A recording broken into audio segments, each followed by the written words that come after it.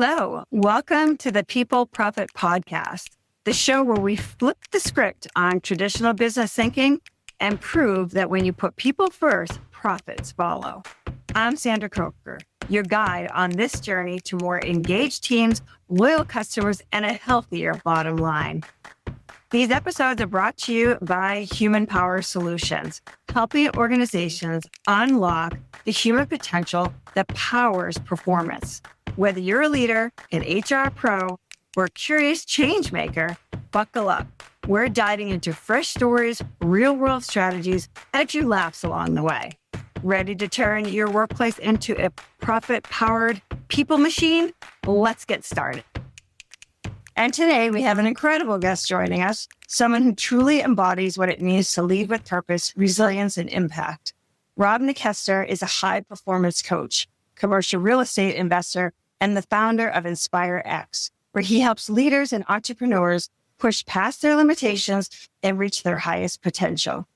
His leadership journey is nothing short of inspiring, from overcoming adversities at a very young age to his time in the Marines to building a career in IT before making the bold transition into real estate and coaching. Today, he manages over $100 million in assets, while also guiding others to become high-performing leaders. Rob believes that leadership isn't just about authority, it's about empowerment. He's a firm advocate for extreme ownership, leading by example and fostering a mindset of continuous growth. In today's episode, we're going to unpack what it really takes to lead in today's workplace, how emotional intelligence can transform teams, and why the leaders are not the ones with all the answers. They're the ones who empower others to find themselves. Get ready for an insightful conversation filled with real stories, practical leadership lessons, and powerful takeaways. So the first question I have for you, just to kind of kick off the conversation, your leadership journey is truly inspiring. You overcame, looks like a lot of adversity at a young age, and you've done some transitions across a lot of different industries. So when you think about it, what pivotal moments shaped your leadership philosophy the most? Probably the Marine Corps. I was in the Marines, and that taught me a lot about leadership. And that taught me, that leadership was not just about following orders. I was also a police officer for almost 5 years. And then I spent a bulk of my career in IT, working for somebody else. And so across those 3 careers right there alone, I learned an incredible amount about leadership and different leadership styles and ownership, right? And one of the real big things that I've learned that I carry with me to today, and I love it. It's there's a book by Jocko Willink that I read that a lot of people have read called Extreme Ownership. And to me, like, that is the epitome of leadership. To me, is about leadership's about empowerment, not authority. Mm-hmm. And to get that empowerment, it's about taking responsibility as a leader. That is so huge in no matter what job you're in or what career you're in. It's so important for leaders to actually take ownership of what's going wrong or what's going right, and then work through issues, because I just see so much today where leaders people like to come in and flex power and play the blame game. And there's so much bad leadership out there. Amen to that. Yes, there is. That's interesting. So your military experience, my husband is, ex-combat vet, Army Airborne. He's a supervisor, very regimented in almost everything in his life, which is great because I'm not. But how did your time in the Marines, even though it was brief, right? Influence your leadership style and your approach to business? So I hear you say, I think of the Marines as being like super authoritative, like you do, right? Like, how do you empower and how do you kind of take that into the business world? Yeah, absolutely. So, it is very authoritative, and you just follow commands, right? Yeah. That you follow orders. And the reason it's that way is because if you're in a combat situation and you don't follow orders, people could die instantly. Mm-hmm. But you also have to know when to think outside the box and challenge leadership and ask yourself, does this make sense? What I'm being asked to do right here? Obviously in a combat situation, it's completely different. Yeah. But in a real world situation when people are just working and following their day jobs, authoritative and just giving people orders is not the way to lead. It's all about, gauging where your team is, finding out where your pain points are, talking through them, communicating and working through. So, what it showed me, kind of getting off the beaten path there, what it showed me is that you need to think outside the box. You just can't follow orders, because just following orders, you're never going to get anywhere in life. And for people, that I help who want to excel, you can't just take authority and let somebody tell you what to do all day long. You really need to think outside the box. You need to challenge your leaders sometimes, because I feel like I'm here to do a job. And if you're not challenging your boss sometimes, then what are they paying you for? Right. Yeah. I don't want to, I never wanted to be a yes man. Yeah. And if you're a yes man, I don't want you on my team. I need somebody who's going to challenge me and make what we're doing better. And the only way you can do that is if I say something and it's wrong or it doesn't strike you as the right way to go, you need to challenge me and let's have a conversation about it. That's what makes a good leader and a better leadership style, I think. And overall, I think the team's better, people are happier, and you accomplish more and grow together.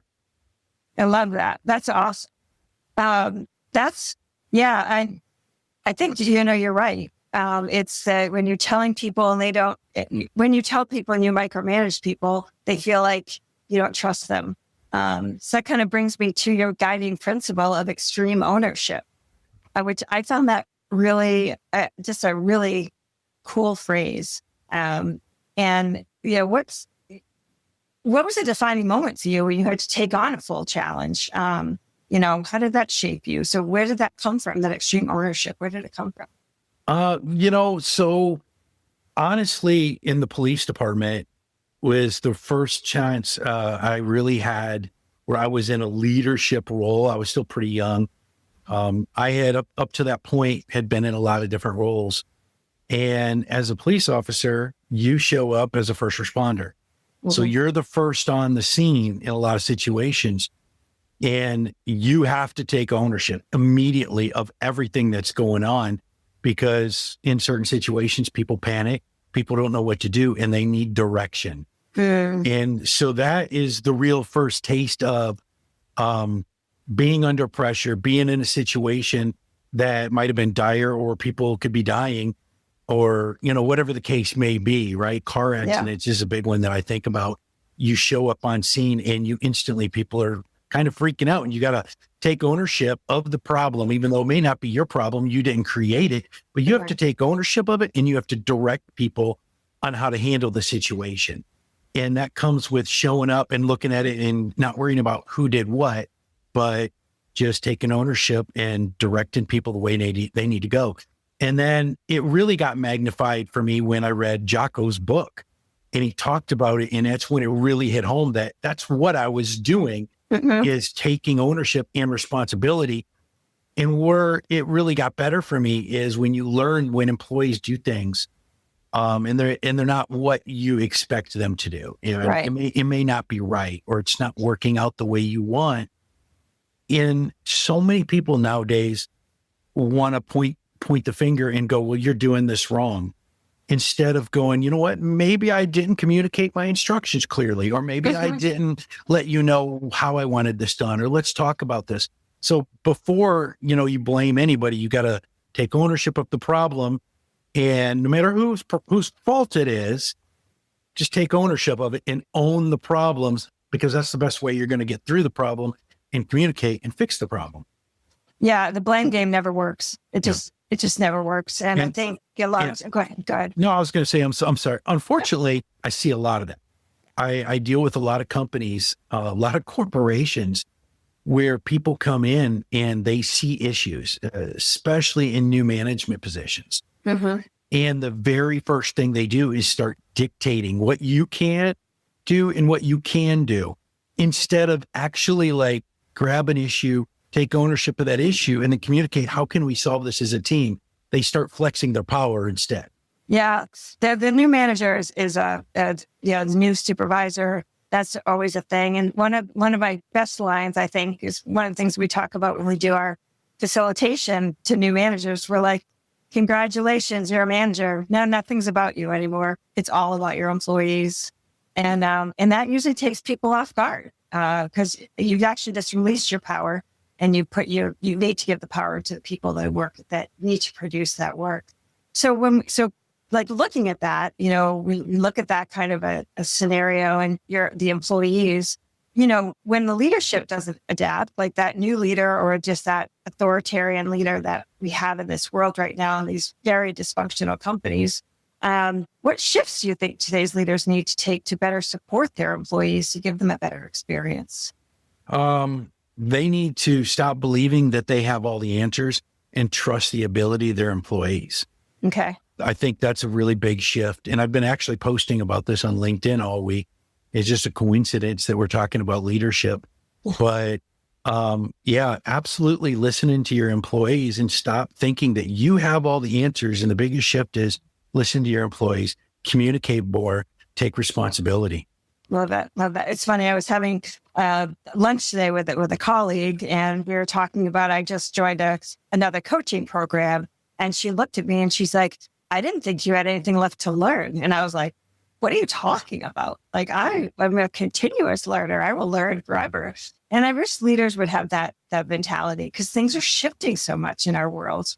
The employee base is shifting. Everything is shifting for us, And Absolutely. you went from the Marine Corps to IT, now to real estate and coaching, right? Yeah. So what's carried over from all these different experiences? What's carried over between these industries, and what things did you have to let go of, unlearn? Oh my goodness, so much. So, one of the big things that I carry with me now is great leaders create leaders, not followers, right? Mm-hmm. And you empower your employees, and you want to level your employees up, and you want to support them, even if that means losing them. That is so important. And let me think about this for a second. The ability to read, understand, adapt to people. I had something that I wanted to say and I completely forgot. It just went. Yeah. And so when you think about leaders, we talk a lot about emotional intelligence. We talk about our employees and how the leaders need to have emotional intelligence to build these stronger teams. But so much of our workplace now is remote or hybrid. Mm-hmm. And, so what kinds of your thoughts with how can leaders cultivate that emotional intelligence through the screen? That's a really tough one. I've dealt with that actually quite a bit. I think there's good and bad when it comes to remote workers, right? I think we come from being a little older myself, absolutely come from a world where we had to go into the office, right? Mm-hmm. And so by the time I started working remote, it was actually just before the pandemic. I had already proven myself. I'd spent almost over 30 years in IT, and I'd proven myself.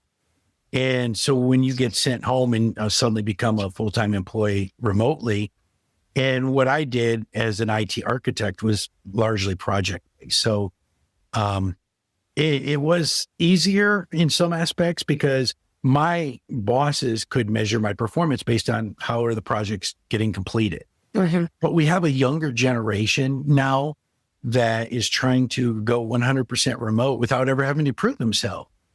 And I think the biggest challenge in that is, and leaders really need to understand this, is if you don't have experience working remotely, you have to be disciplined no matter who you are. And it takes some time to gain that discipline. It certainly did for me. When I first started working remotely, you suddenly find yourself in a new environment at home, and I'm like, well, I'm home. I can do this and I can do this, and I've got some chores to do. And you quickly realize I'm not here to do chores, that I'm here to work. Mm-hmm. And I have to and you have to set boundaries and have discipline. And if you don't have that, which comes with experience, you have to lock yourself in a room, and so nobody can bother you. But I think the biggest challenge and the biggest thing leaders can do with remote workers is have an understanding of where their employees may be in that journey. If they're younger or they're older, depending on their job, is it project-based, I think they need to have an understanding and help their employees learn how they best work remotely. Yeah. And that's the biggest learning curve is, how do I best work remotely? Some people can go to a coffee shop and work really well, where I can't have distractions. I need to lock myself into an office. Yeah. Running a business is hard. Developing your people shouldn't be. At Human Power Solutions, we act as your outsourced chief learning officer, designing custom learning and development experiences that actually move the needle. No fluff, no cookie cutter workshops, just results.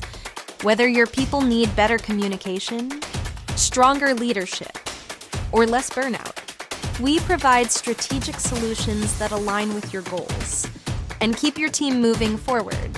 Visit hpowersolutions.com and unlock your team's full potential without disrupting operations.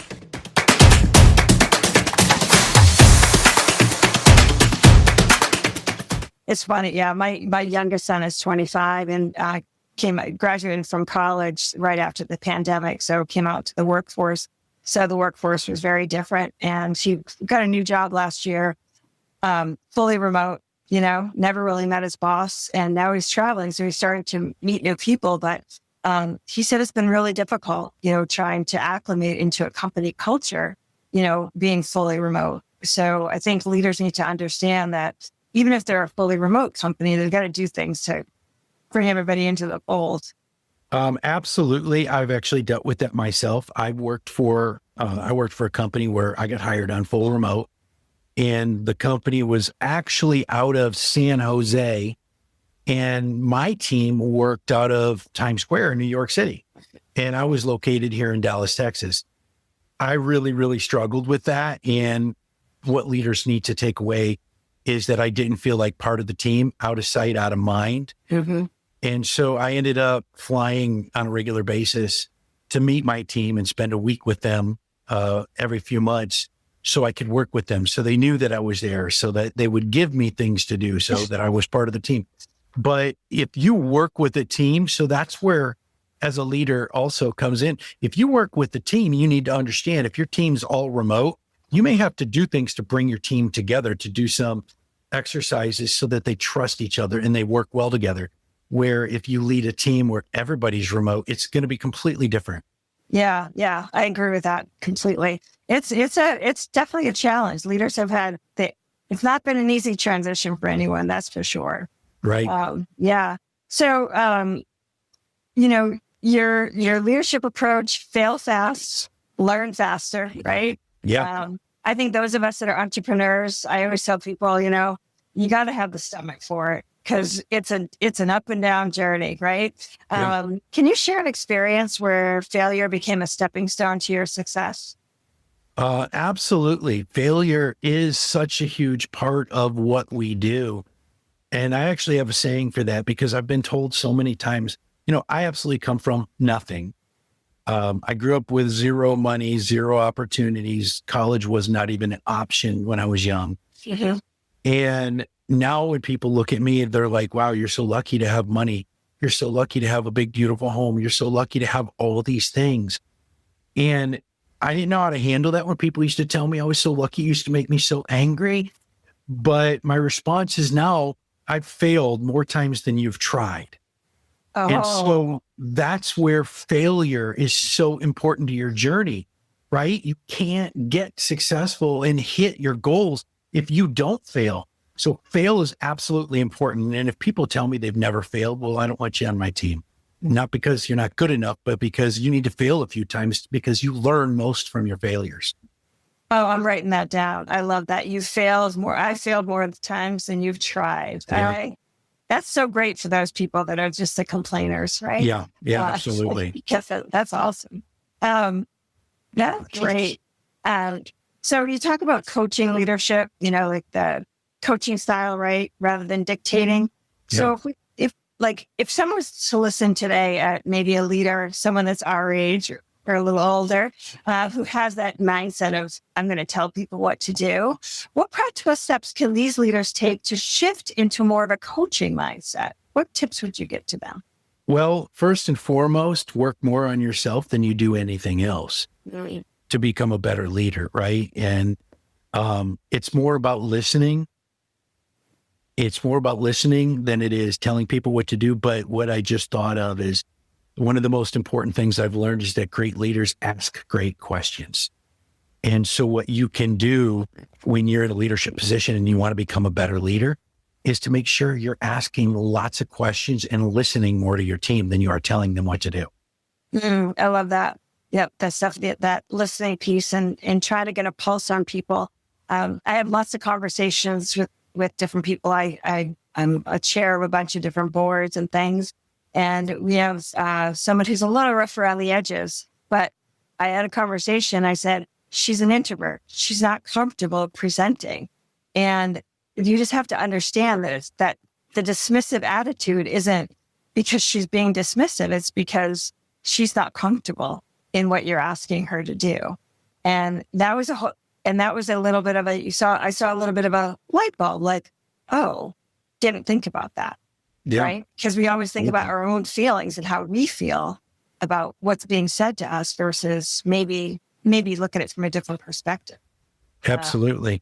Yeah. And one of the great ways, so like when you deal with different personality types like that, introverts especially, instead of having them do as I say, you could use the phrase of let's do this or solve this issue together. Mm-hmm. And that is an incredible line you can use with introverts because that will bring them out of their shell, working closer together with you, knowing that their opinion matters. And I think that brings a lot of people out of being such an introvert with teams and their boss. So you talk about listening over talking as a crucial leadership skill. How do you foster a culture where employees feel truly heard and valued? What kind of tips would you give to those leaders? I would absolutely say actions are more important than words. One of the big things that I see the most is there's so many leaders out there that say, I hear you, we're listening to you, but nothing ever changes. Yeah. They say those words, empty words to employees so often. Yeah. And they say, I hear you, we're listening to you, but they never change anything because in reality, they have an agenda and they're just checking boxes and they're doing what they want to do instead of actually listening to their employees, taking that feedback up to a higher level and fighting and communicating with their bosses and their peers to make actual change, right? And so that's where it comes back to me on, does your boss or do those leaders actually work on themselves? There's just so many leaders out there that are stuck in this career mode where they're rising in their career by standing on other people's backs. Yeah. So true. You know, when I think about your business, right? I think about how you scaled your real estate, your investment, your ventures. I mean, you've done a lot of really neat things and you've managed really large teams and large projects. I mean, what you do is fascinating. What's the key skill or lesson have you learned from scaling businesses? Because that's so, as you start off as an entrepreneur, you got yourself, right? And then maybe a couple of other people, and then you kind of go. Yeah. There's definitely some lessons that you can learn there. So what things have you learned from scaling your business the way that you have? Probably the biggest lesson is who, not how. When you're an entrepreneur and you're trying to do everything yourself. And for a lot of us who are entrepreneurs, that's how we got to where we are, is by doing everything myself, by failing over and over and over, learning how to do something and then becoming successful at it. But when you get to a point where you need to scale, it's really easy to fall in that trap of nobody can do it as well as me. Nobody knows what's up here.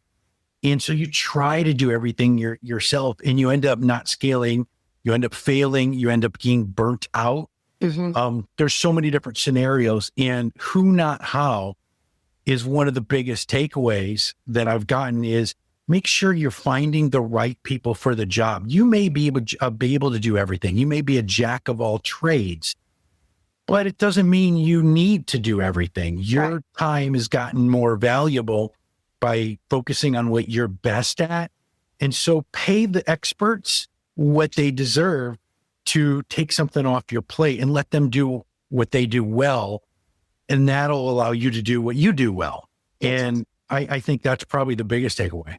Yeah. And Dan Sullivan, I mean, that who, not how 10X is better than 2X. Yes. I discovered that last year when I was driving 4 hours for a client up in Vermont.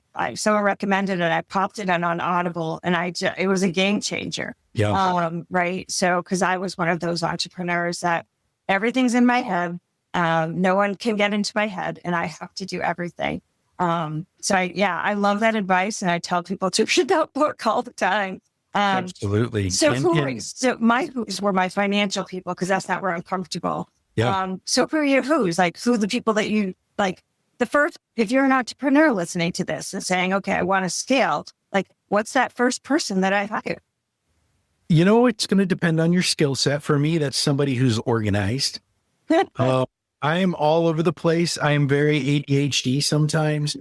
I have 1,000 thoughts going through my head a minute, which can make it very difficult. I have a lot of great ideas. I have so many things that I want to do, and getting that out is very difficult sometimes. So for me, my first hire is somebody who helps me stay on track, organizes my calendar, keeps track of, hey, we're working on these 3 items today. And when something just, catches my attention, no, back here, Rob, this is what we're doing. So it depends on your skill set, right? You don't want people that do what you do and that are exactly the same as you and have the same skill set as you. You want to hire people that don't have, or that have the better skills where you're lacking in skills. So my producer is cracking up. I'm watching him right now and he's laughing his butt off because he just describes me. I'm like, here's what we're working on. And then, that squirrel over there. Right. Absolutely. That's awesome. That's great. I love that. How do you, when we think about our teams and now as you build your who, not how, and you empower them, how do you get them to think bigger? What's the most powerful way you challenge and inspire people to push back what they think? Because only people that limit people are ourselves. You and I are part of a very dynamic group of people that we're together, and there's no limits to what we can do. Right. So many people have those limiting beliefs. Like, how do you inspire people that you bring on to saying, just go?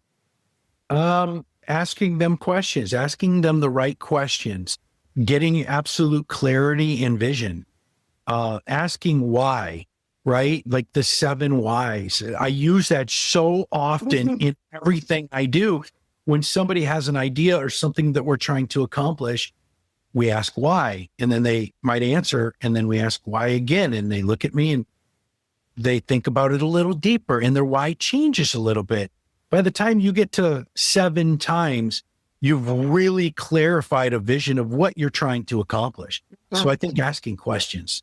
Well, that's great. That's the 7 whys. I don't use that very often, but getting to that root cause or getting down to the root of what you're trying to, so many gems today. This has been amazing. This has been great. Yeah. I just have a couple more questions for you. So when you think about different aspiring entrepreneurs or business owners, professionals that are, maybe even professionals that are looking to jump into this crazy entrepreneurs, business owner space, what advice would you give them based on your own journey? You've had quite a journey. So when they're thinking about taking that leap, what would you tell them?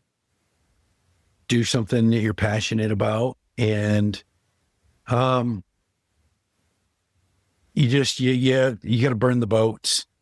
And what I mean by burn the boats is you can't leave one foot in the door and one foot out the door, right? Because there's so many people that try businesses and they try to start their business at the same time they're doing something else. And that may work. And if it works for you, that's great.